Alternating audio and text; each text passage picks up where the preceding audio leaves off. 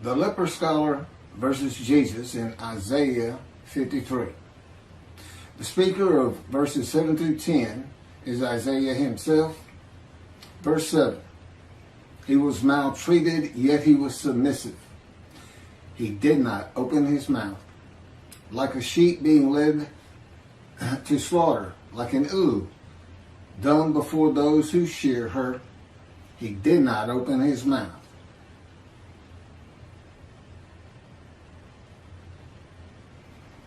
This isn't about sheep. This isn't about unblemished lambs. This is about not opening your mouth. That's just, I don't know, metaphor or symbolic of the sheep being led to slaughter. This verse can be identified in the book of Ezekiel. Again, the key to understanding Isaiah 53. God maltreats him, not man. Maltreatment is a part of being chastised and punished by the words and power of God to be made suitable for his purpose. With God, you are always submissive. It is necessary to break the will of a man that is going to be the servant of God, to temper and calm his soul and emotions. Ezekiel said he went in bitterness and the fury of his spirit in the hand of God. The chastisement, punishment, maltreatment, crushing, and bruising in God's fire of refinement is to remove this bitterness and furious nature of Ezekiel. It is to make a man meek and humble.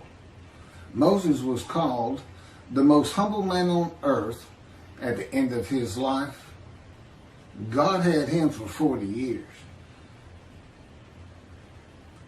Ezekiel was sent to his house, and God bound him with the cords of his power so that he could not go out among the people.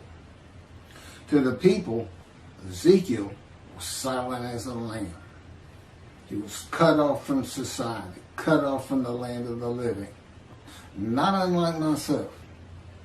God told me, go to your room. It's where I've lived for just about 13 years now. Well, it has been 13 years. And cut me off from everything. Had me stop practicing law. Had me terminate my law licenses. At my age, and I had been in Hawaii for 2 years before the colon cancer hit me back in 2001. And didn't have a whole lot of friends to stay away from to begin with.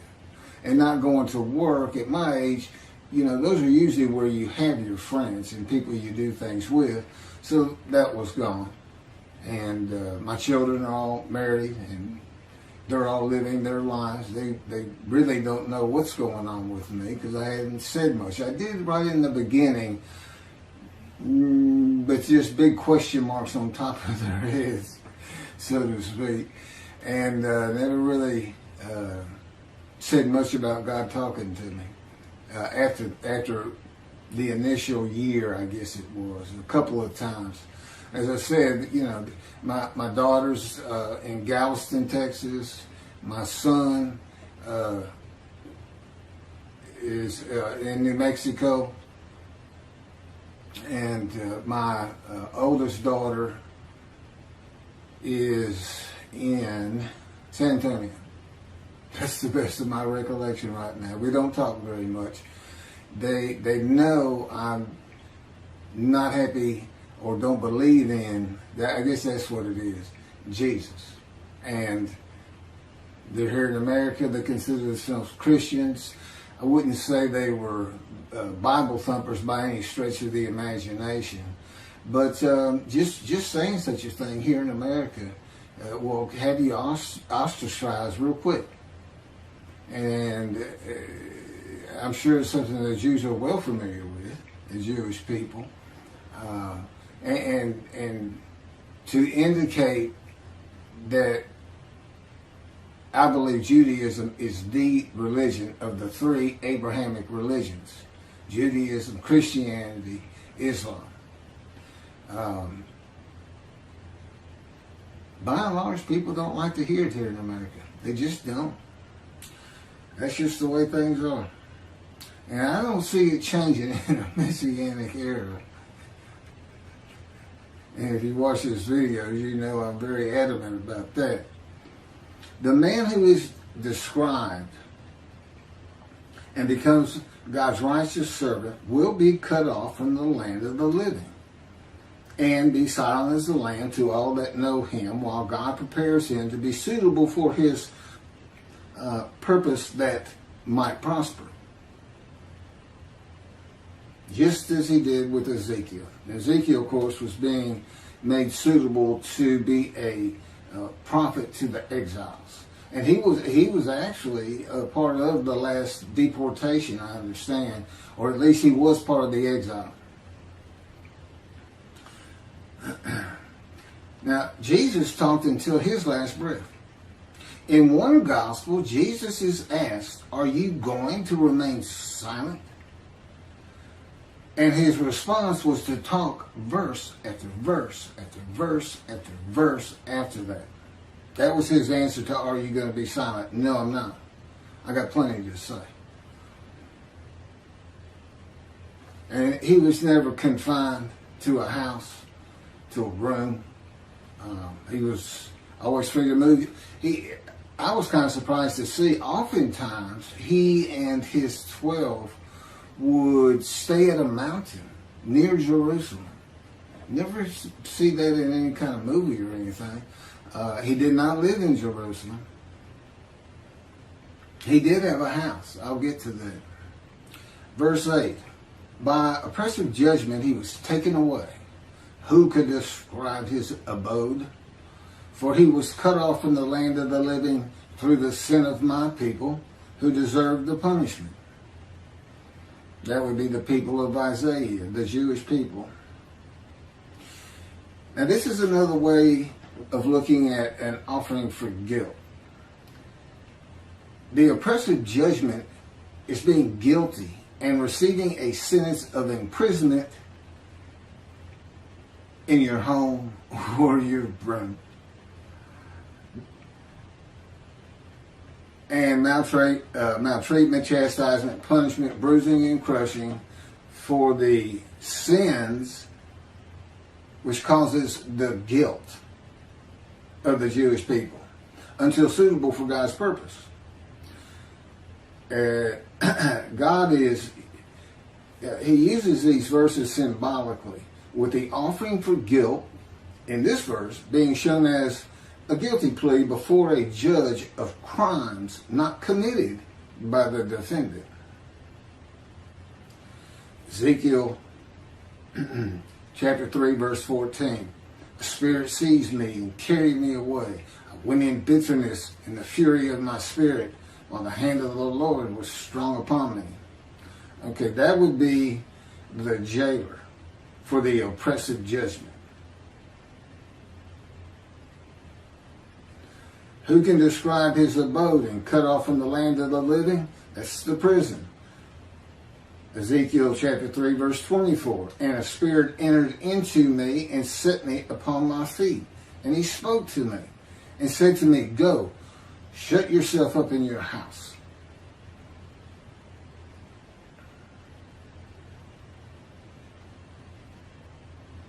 This is one of those situations. God is in his spirit. The Spirit enters into Ezekiel, and in another verse he says, "And I could hear God's words." The question becomes, who is it that says, "He spoke to me"? Well, it's a capital H, so that's God. Spirit entered into me and set me upon my feet, and God spoke to me and said to me, "Go, shut yourself up in your house." The chains that you would have in prison and put on by the jailer, I suppose. As for you, O mortal, cords have been placed upon you, and you have been bound with them, and you shall not go out among them. That's the people. And that's Ezekiel chapter 3, verse 25. The judgment against Jesus by Pilate was not guilty. I find nothing wrong with this man. But to wash his hands of the whole religious controversy, Pilate asked the multitude that had gathered. And I don't know how many that is, and I don't know if the multitude was just Jews or if it included Arabs and Gentiles, and, well, Arabs are Gentiles, but it doesn't tell us. A multitude had gathered, that's all we had. He asked them what they would have him do with Jesus. Release him or crucify him? And the multitude said, crucify him. That was not an oppressive judgment. It was not a judgment of being taken away or cut off. No, it was a sentence of death. It is oppressive, I grant you. But it's a death sentence. This is a sentence that is onerous, difficult to bear. And you don't receive long life. This man, here he has an oppressive judgment against him, and you have all these words like wounded, bruised, crushed, chastised, punished. But he's given long life. So it's not a death sentence.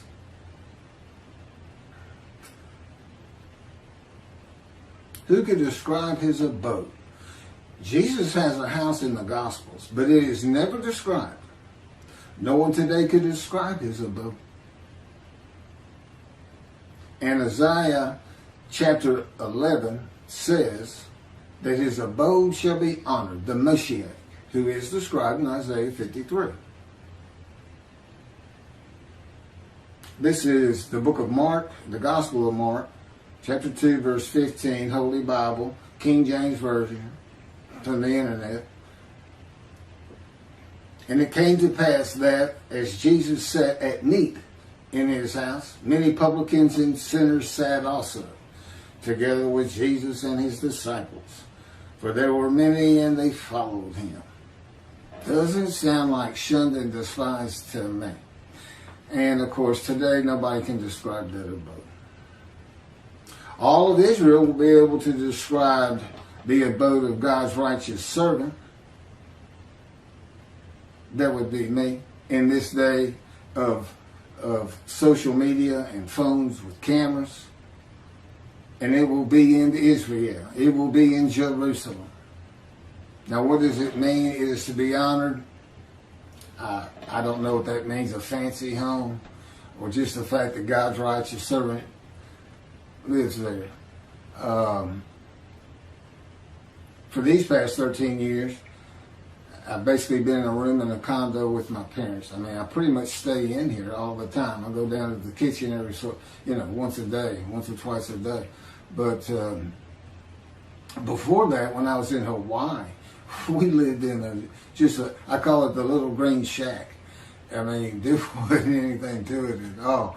But the kids they were all over. I took my oldest daughter and my son. Initially, my young daughter at the time came out with us too for about a month. This is post-divorce. And my wife had custody of all of them, but she didn't want the first two. She was getting remarried, and they were a handful, not unlike their father. I've heard that more than once. But they were having a great time. It was good for them. They needed to get away from Houston for a while, and that's why I went. And but that's, after 2 years the cancer hit me. I did pass the Hawaii bar. I got the results in the hospital. But and it was difficult to take. I was in enormous pain, but it had to be done. I had a family to take care of.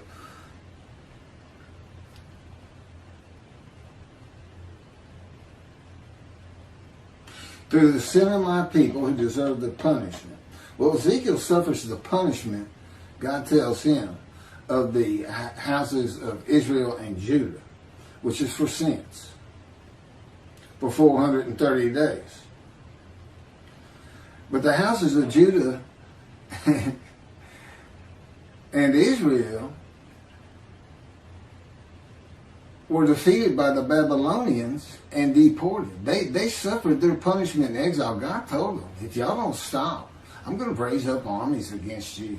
You're going to, yeah. And so they suffered their punishment. There's no vicarious suffering in this chapter of Ezekiel, and God makes that clear. Basically, he's saying, you're going to suffer the equivalent of what they should suffer. Exile, 430 days pinned to the ground with your hands tied behind your back in the power of God. I don't know if that's really close, but God thought it was about right. Sounds pretty brutal to me. I myself, because I did something that in retrospect was about, it shows who I was when God first got to me. As he would say, when people ask you why it took 13 years to get you where I wanted you, or 13 plus years, tell them that story. He won't let me tell many, but he'll let me tell you this one. He's always saying to me, Keith, I am God. Particularly early on. And sometimes a lot sterner than that.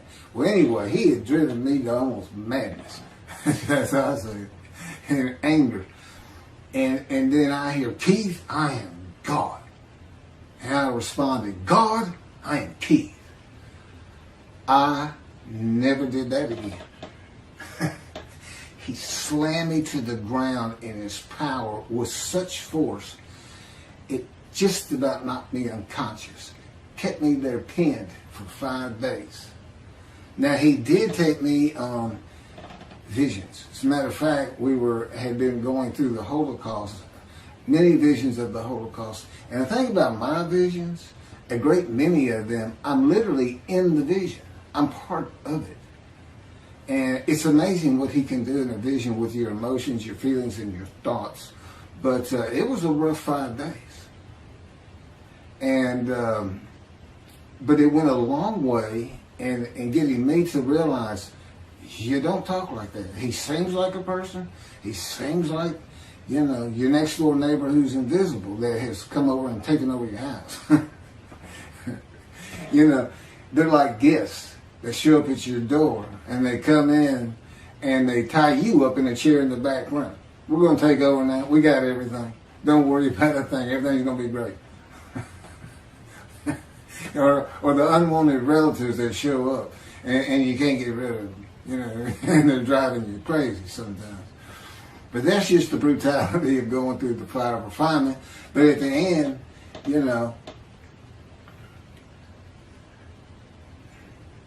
you're so thankful. I would have never been this man. I could never do the things he's had me do. I watch these videos before I post them, and I'm just like, I could never do that. I was pretty glib, but not like he has me be. And laughing and smiling, it's just like a different creature sitting there, and it's me. And it's almost dumbfounded.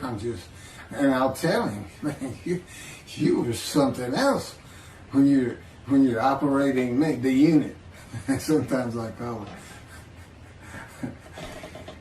Anyway, again, he wants you to know these things about him. He's not just, everybody, I'm sure, especially those who seriously study the Torah and the time, you have your own perceptions of this entity, God. Not as a man, but as a person yourself. You can't help but start adding attributes to him of a man.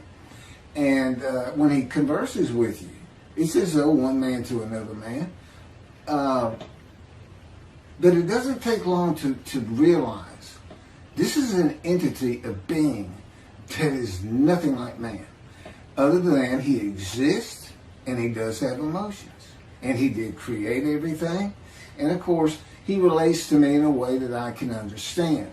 Is that how he is of his own when it's just him and his companion, the spirit? Probably not. It's different. So anyway, no vicarious suffering. God says every man is responsible for his own sins. And he tells his people, do not sacrifice your children. Because there was a false god that I don't, the fire god, I can't remember the name right now, but people would fire these idols up and toss their babies in as a sacrifice, and the Jewish people were doing it, and he told them, don't sacrifice your children. And what does Christianity say? God sacrificed his child so we are forgiven of disobeying him. Again, when you make a human sacrifice, it's the man's.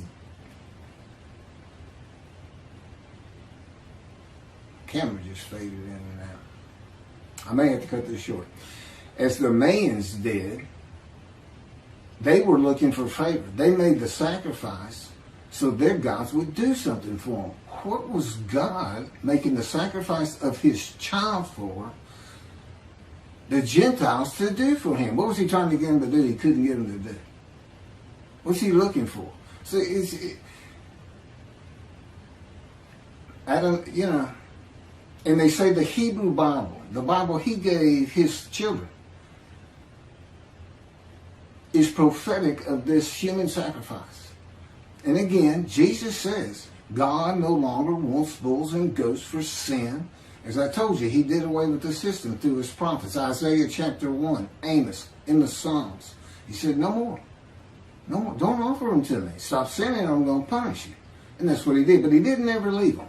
He married them. He espoused them. And he tells them, there's one psalm he said, basically says, I don't care if every single one of you turn your back to me. I don't care if every single one of you is sinning and not practicing my laws and commandments. I'm not leaving you. You're mine. But I will punish you. That's God.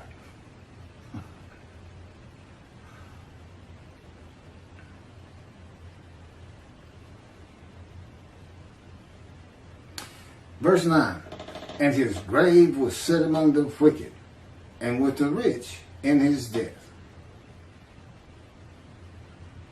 Now, Jesus was a poor man.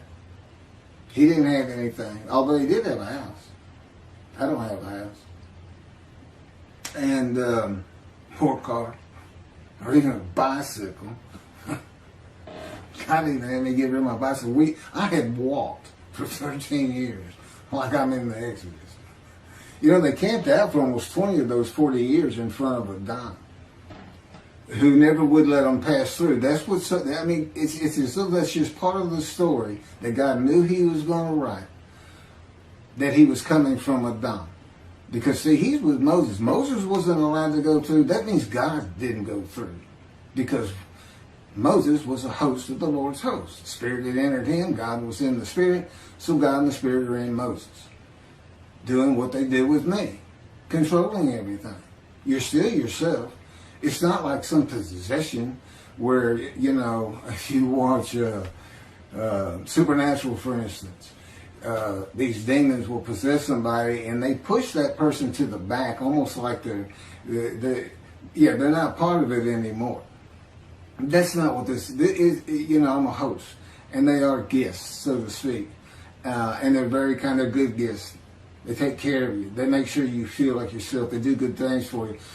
Even though I had to go through this fire of refinement, which I'm told ends when I get to Neblat, Ben Gurion Airport in Jerusalem. I can't wait to get there. But and doing work like this, see, there's been long periods where I just, you know, when writing was done, and it was just, it's just brutal when I don't have work to do for him. He said, I can always make you a little bit better. So, and again, you can read about some of this a little bit more graphic in the life of the righteous servant of God in Isaiah 53, which is my life. God had me tight.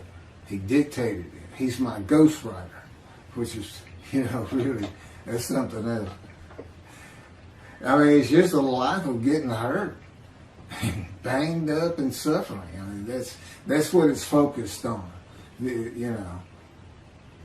So there's some interesting things in there. A lot of information, but really to get outside of Isaiah 53 and see other matters of the Bible that aren't ever discussed, or whether the knowledge is weak, like it is with Isaiah 53 today in this teaching of Israel being the righteous servant. There's a lot of other material, and there's a lot more on Jesus and his story and the Essenes and this and that. Probably about 7 chapters, and the rest of it is all Judaism, the Jewish people.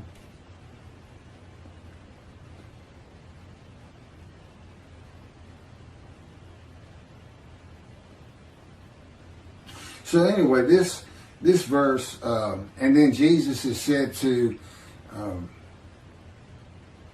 after he was entombed, after the crucifixion, they took him, a rich man donated his grave. That's the story written around what happened. And so they say he fits this verse. You know, but the fact is, he's still poor. He just got buried. But you know, I think it just means because of things like being raised to great heights, a home to be honored, you know, a really nice home, and this man receives as his portion the many, that would be the many he makes righteous, and as his spoil, that would be the multitude. And presumably, you know, if I'm leading those kind of people in these teachings, and that's where, you know, God says, I'm going to dismiss the rabbis and appoint David as a ruler amongst the flock. Well, this will be what I do, is the things that he would have me do, of course, as his servant, but also the matters of the book. This teaching of a different end times, the mysteries of heaven.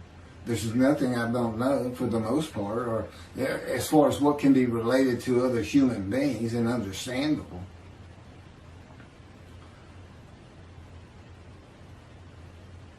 So, and we know he's a man of suffering and had to rise to great heights. So, and then he's taken from the world. You know, he took me to poverty. So, to me, I read that, and, you know, I was a poor person, but I'm going to end up rich. Verse 10. But the Lord chose to crush him by disease, that, if he made himself an offering for guilt, he might see offspring and have long life.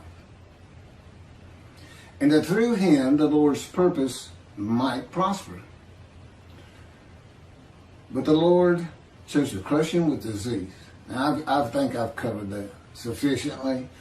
I'm familiar with disease. My life was crushed by disease, by cancer. I was supposed to die 20 years ago. God says, I took it from you. I gave it to you, and I took it.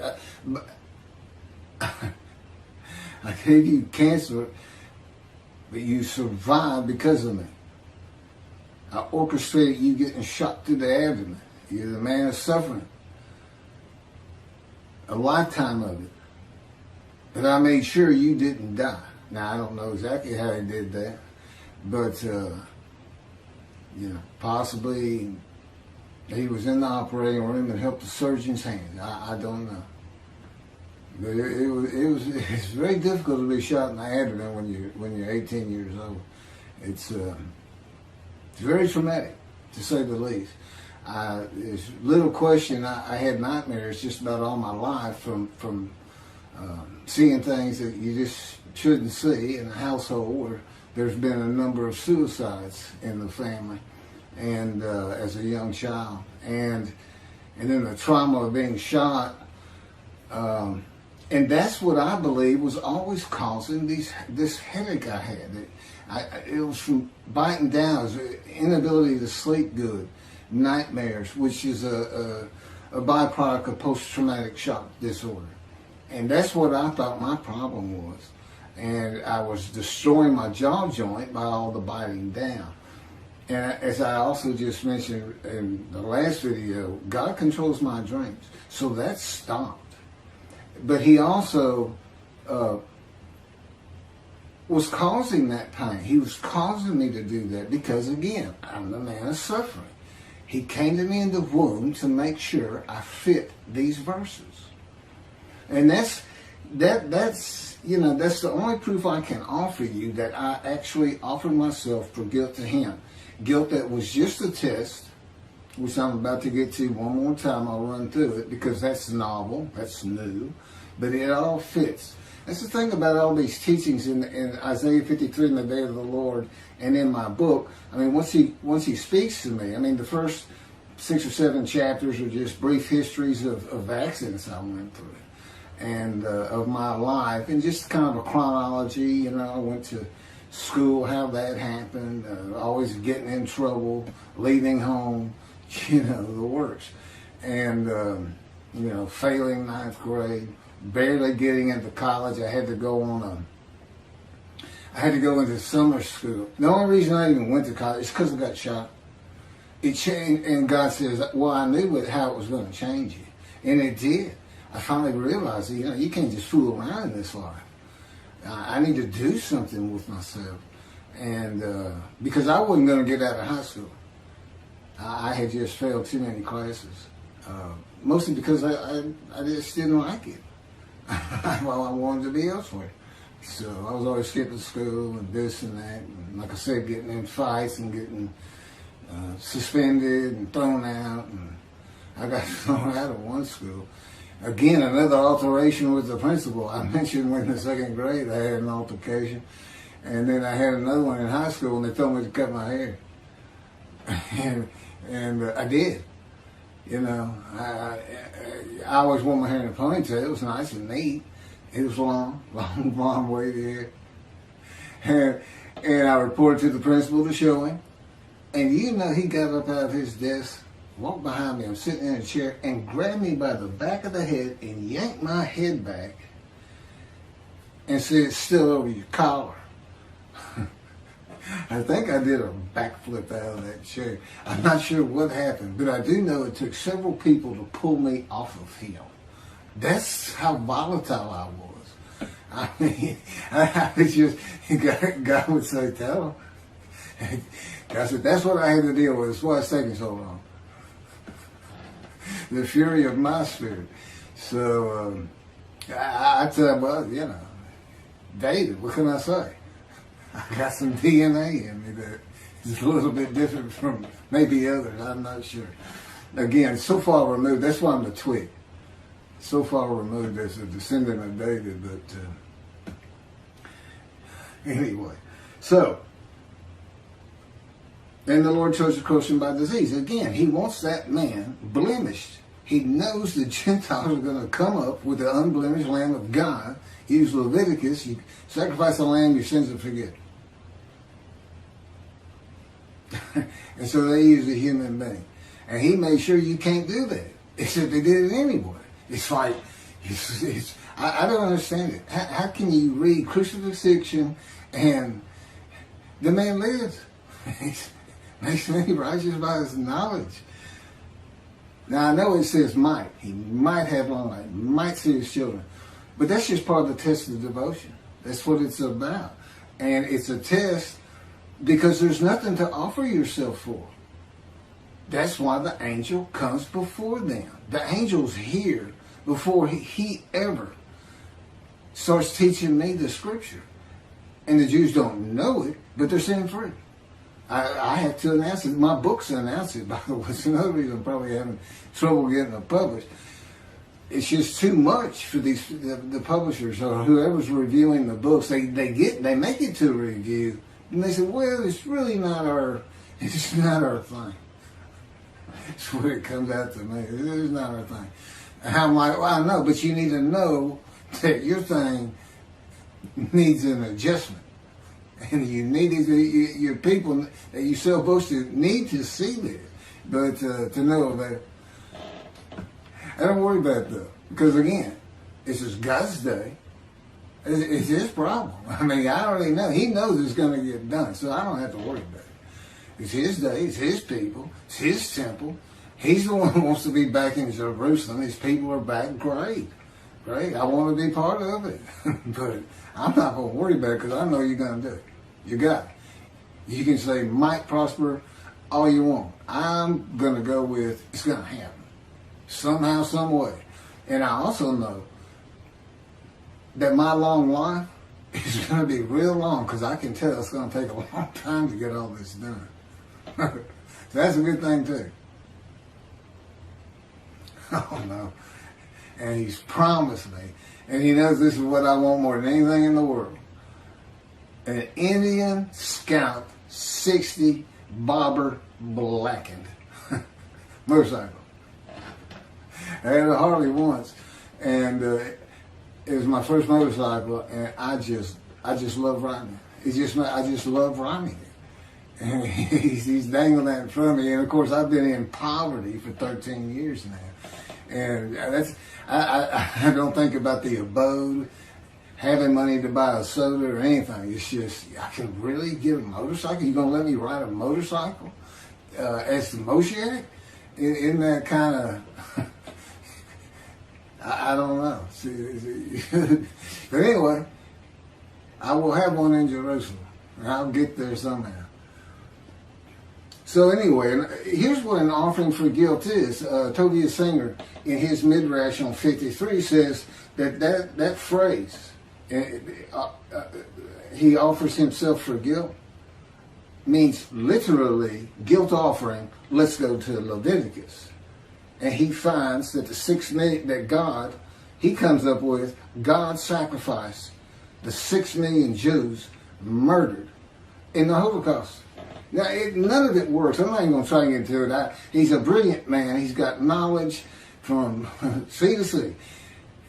You know, it's like an encyclopedia on the Bible. But boy, the reasoning capabilities on that particular verse right here, verse 10, just left him, in my opinion. Because Israel as a man, they had to gather as one. See, it all started with the first covenant. All the Israelites gathered, and to a man, as the man Israel,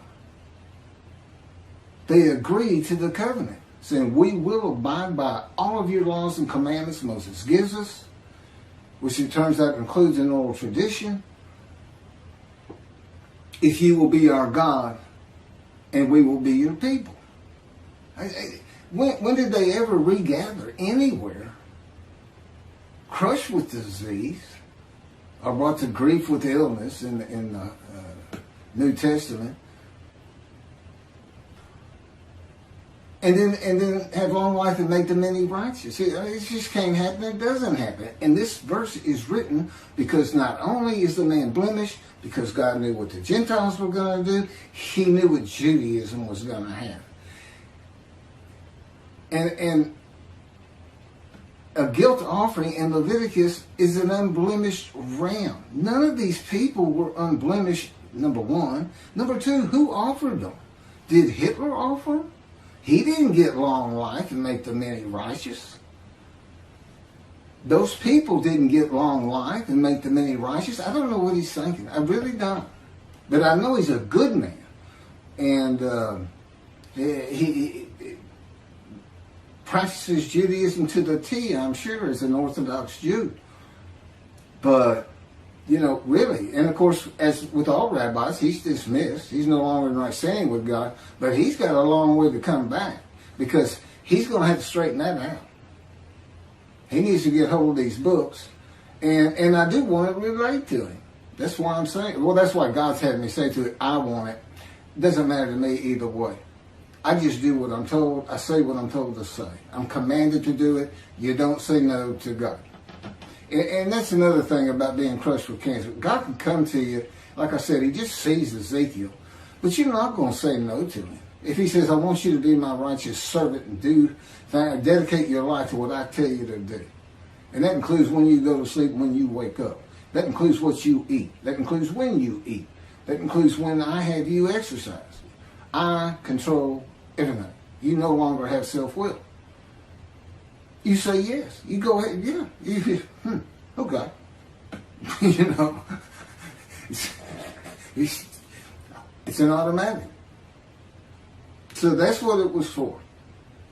In verse 10 is to prevent anybody from saying from the Jewish side that this could be a man.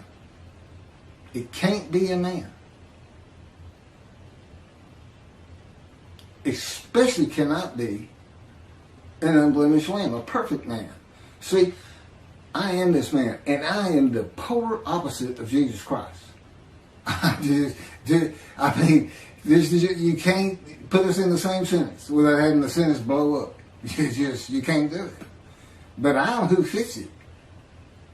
Not a perfect, handsome, beautiful, charming, pleasing, intelligent, sinless. So he says. I don't know. False prophecy, I'm going to come back. He doesn't do it. Is that sin? Is that lying? Is it deceit? But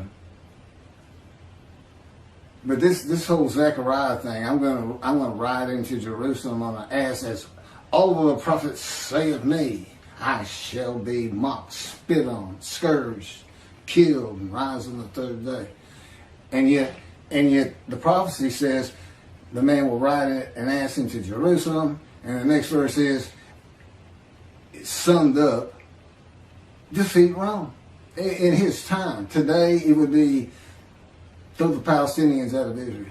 Get them out of there. Make them go to Jordan. Tell them that's it. We're not having them. You're not going to keep launching bombs at us. You're not going to live inside our land. This is God's land. You can't come in here and possess it. You can't adversely possess it. To God, you're the trespassers. That's what he would call you. That's what he does call you. I don't want those trespassers in my land. I want my temple on the Temple Mount. He said, I don't care about their mosque. I ain't care about our synagogues as though I got to have an excuse, and I don't. I get the feeling. If we weren't in the modern era with satellites and television and social media, that he'd just say, drive them into the sea. And their families, just like the promised land with the Israelites. Drive them into the sea. Get them off. Take their women and children. Take their stuff and take their animals and drive them into the sea. Just be done with them. See, he's not a human being. He is a being that has a whole different agenda and idea about everything. And of course, I live learning his perspective on things. And I get it. It takes a while, but you do get it. He just has a different way of thinking. So, but of course, I love it. It's great. So anyway, let me get back to where I was and finish up. The speaker of verses 11 and 12 is God, and I'll pick that up on another video and end my, basically my video midrash on Isaiah 53.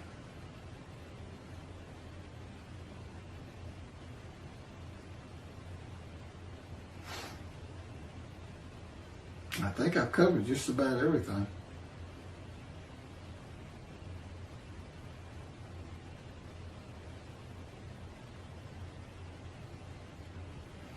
So anyway, here's passing the test of devotion is when I really started learning about a host and a man divine beings. I didn't understand he hadn't even taught it to me. I don't think I really got it until we were actually writing the book, putting chapters together and adding new material. But, it's one God of Israel, one angel of his presence, and one man, Moshiach, the anointed one. In this case, me. At one time, it was, any of the prophets that wrote for him Moses. And there's some stories. God left little hints in the Torah that the scholars of the Torah and the Talmud will be surprised, and not a lot, just a little bit, to back up some of the things I say. Things that had to do with that bright white face he had when he came back down the mountain the second time, what that was about. And his attendant, Joshua. And that's the name that Moses gave him. That's not his original name. And it wasn't his name at the time that he was following Moses up the mountain and living in his tent with Moses. And then after the bright white face that he had to cover up, the attendant disappeared. He's just like, Moses come down the mountain and he's not waiting on him. And he's not in the tent. Then he would stay in the tent when Moses left. You know who he represents? The angel of the Lord, the Spirit of the Holy God. And that's the symbolic, you are now a sinless person, and that would be me. I can't sin. I don't even have self-will. I can't even, God controls me now. And, it's just fine. I'm old. I don't want to do any sins. I've had my wild days. I told God said, we got to this part, verse 12, he's a sinner. I said, I never really thought myself that much of a sinner. I was good to other people, and I tried to do the right thing. Didn't really know anything about 10 Commandments or anything else. I'd seen the 10 Commandments, Charlton Heston, of course. Everybody has. And he said, you don't think you're much of a sinner, huh? And all of a sudden, I'm Scrooge in that story. Christmas, the ghost of Christmas past is taking me on visions. And in these visions, it's like, I'm back there. It's like the first time you start a car. You can remember, man, I felt so great first time I drove a car. When you're young. But you can't really get that feeling back. He puts it back in me. I can literally feel as I did the moment I first started and drove a car. The excitement, the ambience that was around me at the time, everything. It's absolutely amazing. But I also found out it was quite the sinner. But I wasn't a habitual sinner of any particular type of sin. It just seemed like I hit just about all of them. And as the Christian says, if you've had murder in your heart, you're a murderer. Okay, well, I even caught that one because I'd get so angry sometimes. It was like, hold me back. This is it. Where's my guns? No, I never killed anybody. I don't even hunt. I've never hunted. I can't even kill animals. I don't even like stepping on a bug. And I never have. It's always been me. But again, he's been with me. There's little things about my personality that made me a better person without me knowing it, but without any particular extreme. I don't know who I'd have been if he hadn't come to me in my first year. I don't know. It's something that we've been working on more lately than any other time in the last 13 years. And I tell you, it doesn't really matter to me. To me, I'm just me. My disfigurement, that's just me. It doesn't bother me. It doesn't bother me that you say you did it. And I believe him. I said, you did.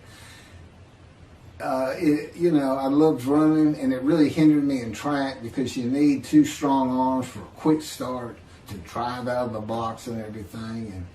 And but one thing that never happened, which is surprising, because he said part of the reason I did it is so that people would pick on you and bully you and this and that, because that's what happens to young Jewish people. I wanted you to feel as best I could the suffering of the Jewish people in every way imaginable, including the wounding, the crushing, the bruising, the maltreatment. And but the fact is, nobody ever made fun of me about this arm.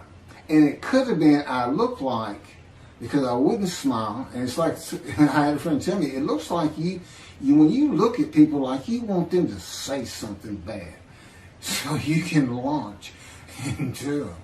And maybe that's why. But anyway, he's changed. I'm not that person. Not that person. It did take him 13 years, which I think is a little ridiculous. Personally, I always say, look, more power, less suffering. What's wrong with that? He said, Keith, I am God.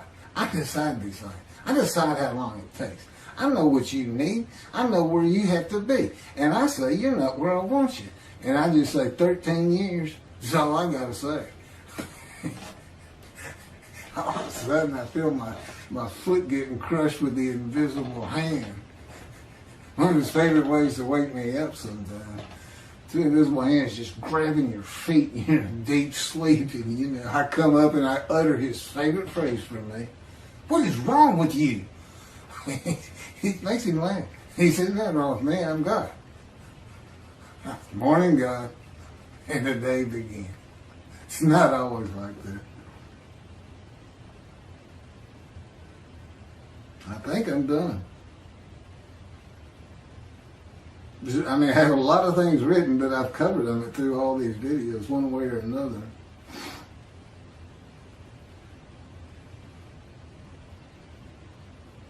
Okay, this is the last of the verses by Isaiah. The third and last speaker is the Lord in verses 11 and 12, and I'll pick those up in the last video on this midrash of Isaiah 53 on camera. I hope you take these serious. It's a serious business. We're talking about destruction to the land of Israel. That's what I think of. And of course, he puts these thoughts in me and to make me feel like it's actually my responsibility. If no, I know better. It's not my responsibility because I don't control anything. But I still feel it. Just like I still feel like me when I know he's having me say words that I wouldn't be saying. It's very complicated. And it does take a long time. And I do it again, even if I didn't have this wonderful task in front of me. I mean, to go to Israel, to know, I'll be able to earn a living again and have things and help people understand his personality and be instrumental in having the temple built someday. Could be 20 years from now. I'm 63. Moses was 80 when God spoke to him. Lived to be 120. I don't want to be 120. Is that story? Or was he really 60 and lived to be 100? You never know with God. He throws a lot of stuff into his stories, but the fact is, though, everything happened on the ground. It's kind of like you see a movie and it says, based on true story. Because God said, it's like the dialogue. He said, if you heard the way they talk to each other sometimes, he said, in the Bible it might say, and Jacob said, yeah, or Saul said, okay. Yeah, well, or Saul said, no. And it may have been a gesture. God said, okay, and Saul said, no. Because if you read the dialogues, they're all the same throughout the book. Yeah, and it's like third grade reader. It's very proper, very clean, very. And God said, these books have to sell. They have to get around. I have to add some story to it to make it interesting, but I put in my philosophy, the moralities. There's so much behind it. And that's why the Jewish people study Torah so hard. And Torah is like almost an entity to them that God created before he created the planet, Earth, people. And he did, but what they need to know is it's not just the Torah he had written. It's the entire Hebrew Bible that he had before creation. The entirety, even the Psalms, he had written. Now he writes them in antiquity, so they read as though they come from antiquity. But, he's talking to Isaiah, wrote Isaiah. That's what he told me to think about. He said, sometimes I had to get other people to finish or do this or do that. He said, but when you're reading it, understand that while there is a lot of story, I could have made any of it happen. All of them are within my powers, all stories. And I'm not talking about express miracles like in the Exodus, where he flat out says he's done it. But it's like you see Elijah, and he's calling down the fire at the sacrifice of the bulls with everybody in Jerusalem having come outside to watch it all with the bad guys. I can't remember the name right now. And he's not giving it to me. You think if God's control you, you'd be a perfect person. You'd be like a Jesus. No, I'm still Keith. Listen, I'm still me. Now, I can't sin, but I can still, I can argue and get angry and nothing like you would think of Jesus, so to speak. And he's not part of this, There's nothing written about him in his time. And everything was a story back then. It's a great story. And like I said, there's all kinds of variations to it. And the fact is, I don't believe he ever existed. And I have it on good authority, he didn't. I'm the Moshiach, and I bring God's wrath. And I bring his reckoning. We'll finish up with what God has to say on 11 and 12, another video. I can't believe he just had me say that. That's from God himself. The Lord said, and what I just said, yeah, that's how it works. You just do it. Thank you, y'all. Everybody.